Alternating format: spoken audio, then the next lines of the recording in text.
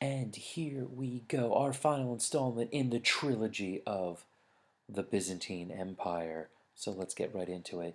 Now, the Byzantine Empire had a very interesting development in society. Yes, the nobles did run stuff, and they had a senate for a little while, or then they got rid of a senate. But the support system for all of Byzantium was a group of free peasants. That the bulk of society was a free peasant group, that their job was to grow food and trade their food and support the empire, in many ways much like farmers support us today. Now, the way that they got their land was very interesting. Each portion of the empire in Byzantium, or the Byzantine Empire, was called a theme, okay, or an exarchate. The whole idea of a theme is that, and this started under Constantine and would grow out of this, is that he divided up the empire into these themes. And what ended up happening is that these themes were each led by a general, okay? Now, each general, their job was to raise an army. As you can see by this, I know it sounds like confusing, but here you have some divided up. This is like modern day Turkey, okay? And so you got the island of Cyprus, and you got all these little blue lines, right? They divide everything up, and plus you got over here, you got the island of Sicily and Italy and all sorts of this stuff. Okay, so this was all divided up, okay? Each section is run by a general. Then each general has to raise their own army, 20,000 plus men, and as you can see, their army had well over 100,000 men. That was responsible for keeping up peace and stability, and in some years expansion. It would also be good for trade because there would be elements of the army all over the place to protect that. The generals, their job was then to make sure that land was distributed equally amongst all the peasants. And so the peasants stayed happy, the emperor was happy, the army was happy, and shockingly enough, they would grow. Now, we talked about how they would fall, but at their height, you're talking about a strong central organization, you're talking about equality amongst the classes. Why wouldn't it succeed? And of course it succeeded because they made a boatload of money. This map here shows you the land and sea trade that was established by the Byzantines. You can see all the different type of products, but Constantinople was right at the center of it all. And if you look at this, all this stuff coming from Asia, North Africa, and then way up here into Western and Northern Europe, the Byzantines were at the center, perfect location, time to make some money. But what you also had, that the Byzantine Empire was the center of that larger trade. Now, we watched the one video on the Silk Roads, but this is what we need to understand. This was a worldwide connection of roads and sea lanes from China to the Mediterranean. So, for instance, the land route would start right over here in Chang'an, okay, which was one of the capitals of China, and it would move through to like a city of Taxila, which would be up here, or Kashgar, which was over here, and then that would continue on into the cities of like Antioch and Damascus and even Jerusalem for the distribution of all of these goods. And we have things here like textiles and paper and porcelain and gold, and then the sea routes, they would start in Guangzhou, which is actually down here. They would loop around Southeast Asia, they would come to Ceylon, which is right here, southern India, then come either up the Persian Gulf or through around to the Red Sea. So you have this incredible worldwide trade that developed, and the Byzantines were at the center of it.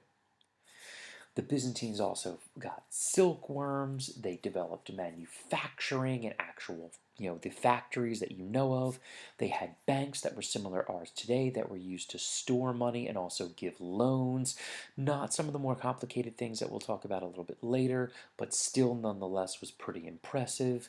Because trade was so powerful, they actually created new cities for this trade: Novgorod in Russia, Calicut in India, which is modern day Calcutta, Baghdad in modern day Iraq, Timbuktu, which is in West Africa, and then Venice in Italy. So you now have this trade that fosters the foundation of cities and a full blown, almost, an intercontinental, hemispheric trade, and they were trading regular goods and then luxury goods. And that's how you know that trade is good, because if you're trading in luxury good, that means that people have extra cash, guys, so they can do things like sell and buy silk and cotton and porcelain. This is the best porcelain in the world, like ever. You've got spices and precious metals and animals, and it was just an absolutely incredible thing, and that's what put them on the map. What also helped was their religious impact for specifically Christianity. Now, we talked a little bit about the Council of Nicaea before, and if you look on your notes, the whole thing got started when you had a bishop of Alexandria, Arius, who started to put forth the question that he felt that Jesus was actually immortal, not divine. And this caused a big argument, and so what ended up happening is Constantine calls the bishops of his empire together and basically sits them down and says, you guys need to figure it out. And they do figure it out. Now, the negative part about, well, I guess let's say the positive part first is that it pretty much reaffirms the faith, what the ideas are, what they're going to try to do moving forward in the creation of the Bible. The negative is long term, it's going to establish this concept of heresy, which is going to cause some problems later on, but initially things are pretty nice and solid. Now, over time, something interesting is going to happen. In Constantinople, the bishop starts to get the title the patriarch because after Constantine took the power base out of Rome over to Constantinople, people start looking to the patriarch of Constantinople as the true head of the church as opposed to the Roman side. Now, we all know because of the concept of Caesaropopism that the emperor was actually in control, but you started to see development of some different types of religious beliefs and holidays and certain sacraments, and then the Pope in Rome and the Patriarch of Constantinople start to get in basically a fight over who was truly in charge, and the empire was really split up anyway, and then Western Europe becomes a mess.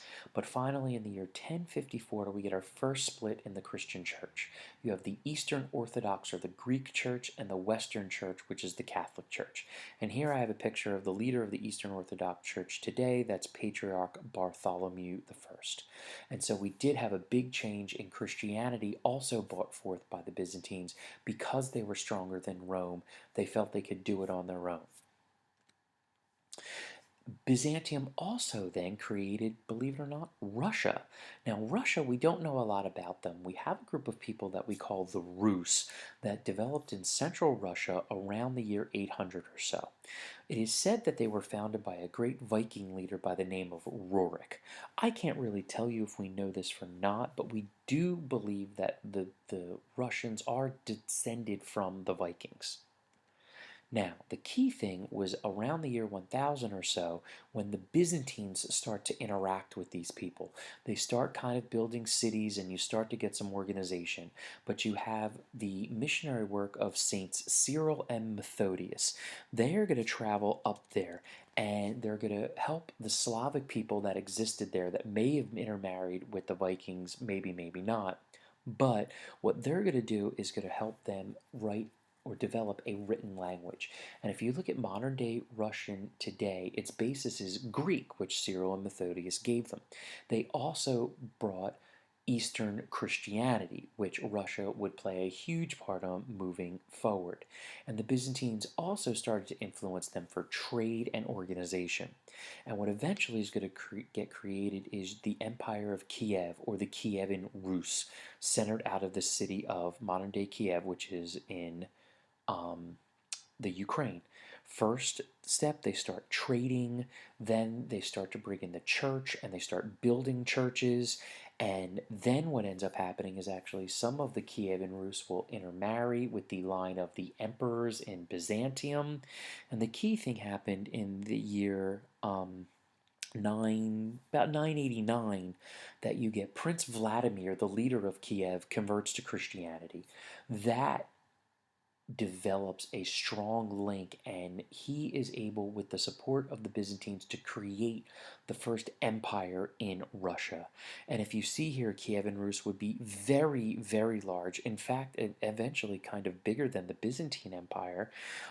They will have similar art and architecture. They will also believe in Caesaropopism as well, and they'll actually have this until the Communist Revolt of 1917, so about 1,000 years. They'll develop written law codes. They will have the elaborate crowns. They actually will eventually take the title of Tsar, which comes from Caesar, which of course is Byzantine and Roman. And you really see some incredible impacts of the Byzantines. So from trade to language to the developing of other empires, the Byzantine Empire is a forgotten empire, but it was really incredible and influenced us today. So make sure you get your questions and your comments, and I'll see you guys tomorrow.